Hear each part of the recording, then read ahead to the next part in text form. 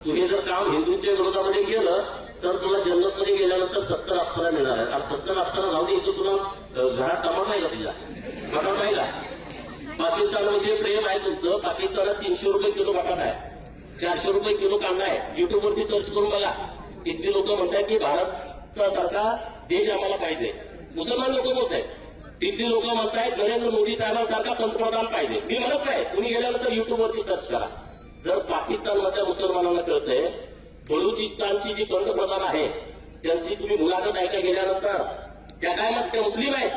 त्या म्हणतायत भारत माँ आहे. कोण म्हणतायत? बलुचिस्तानच्या मुस्लिम पंतप्रधान की भारत माँ आहे.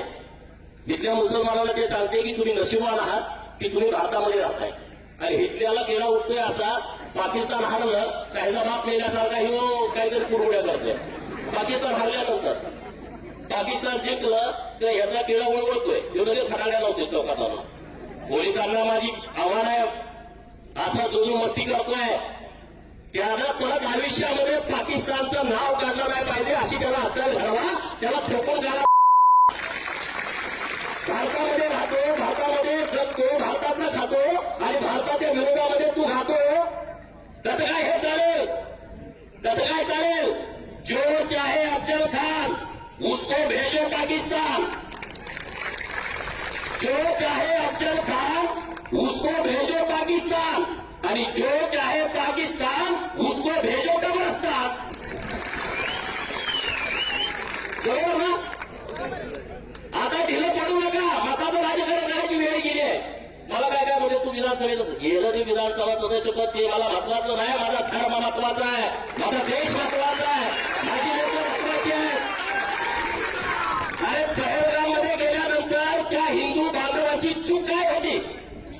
ते पर्यटनाला गेले, त्यांनी कुणाची छेड काढली, कुणाच्या विरोधामध्ये बोलले आणि त्यांचा काय प्रकार झाला की तो म्हणत होते सर्व धर्म समभाव.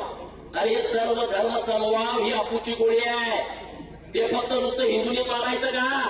सर्व धर्म समभाव आम्ही इथून पुढे ते मानणार नाही. तुम्ही तिथं काय विचारलं? प्रत्येक व्यक्तीला काय विचारलं? 2, 4, 5 दिवस आधी सुरू होतं. घोड्यावरती बसलेल्या आपल्या सगळ्या महिलांना पण विचारलं की तुमचा धर्म कुठला आहे? त्या महिलेच्या लक्षात आलं काय विचारतोय? ते म्हणजे मुस्लिम आहे. तर तिच्या गळ्यावरती इथं हर हर महादेव लिहिलं होतं, मानेवरती. त्यामुळे हर हर महादेव कसं काय लिहिलंय? म्हणजे सगळी लोक चौकशी करत होती. त्यांनी त्यांना जात विचारली नाही, त्यांनी त्यांना राज्य विचारलं नाही, त्यांनी त्यांना तुमची भाषा कुठली आहे विचारलं नाही. त्यांनी फक्त विचारलं तुम्ही हिंदू आहात की तुम्ही मुसलमान आहात. जे हिंदू आहेत त्याला गोळ्या झाडल्या. एक कल्ला म्हटला प्राध्यापक हुशार होता, त्याच्यावरती त्यांनी विश्वास ठेवला नाही.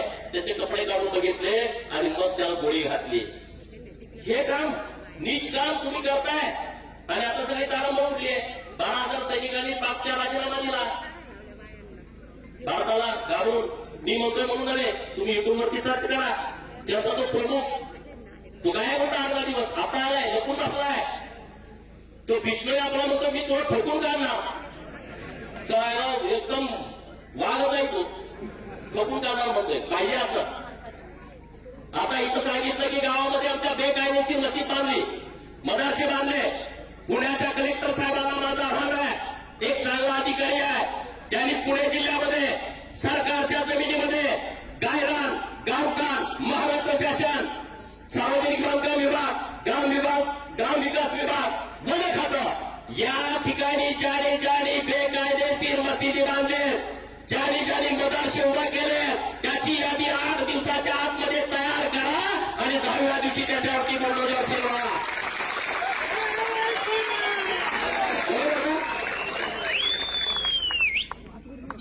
लवलेमध्ये आता लोक आता बोलत होते अरे पाळणार 100%. तुम्ही चिंता करू नका. राज्यामध्ये आता सरकार आपलं आहे. तुम्ही बघितलं प्रतापगडाच्या पायथ्याचं किती वर्षापासूनचं अनाधिकृत बांधकाम होतं. विशाळगड सगळं सुपडा साफ करून टाकलाय. छत्रपती शिवाजी महाराजांच्या बाबतीमध्ये, धर्मवीर छत्रपती संभाजी महाराजांच्या बाबतीमध्ये, अहिल्यादेवीच्या बाबतीमध्ये, आमच्या महापुरुषांच्या बाबतीमध्ये ज्यांनी हिंदू धर्माच्या रक्षणाचं काम केलं आहे त्यांच्या बाबतीमध्ये जर वेळं वाकडं बोलण्याचा कुणी प्रयत्न केला तर जीभ छाटून टाकली जाईल. ते चालणार नाही असं इथं तुम्ही राहून हे जे भानगडी चालल्यात ना तुमच्या, या भानगडीला कुणी आता इथून पुढे थारा देणार नाही. त्या अगोदर तुमचं चालत होतं. अरे वक्फ बोर्डाकडे लाखो एकर जमीन आहे. किती? लाखो एकर जमीन आहे. रेल्वे, भारत सरकार, या मिलिटरी, याच्यानंतरची जमीन या वक्फ बोर्डाकडे आहे. 2006 एक रिपोर्ट आला आणि त्या रिपोर्टमध्ये काय लिहिलं की या वक्फ बोर्डाकडे इतक्या जमिनी आहेत, त्यातून 12,000 कोटीचं इन्कम यायला पाहिजे. किती? 12,000 कोटीचं. येतंय किती? 163 कोटी.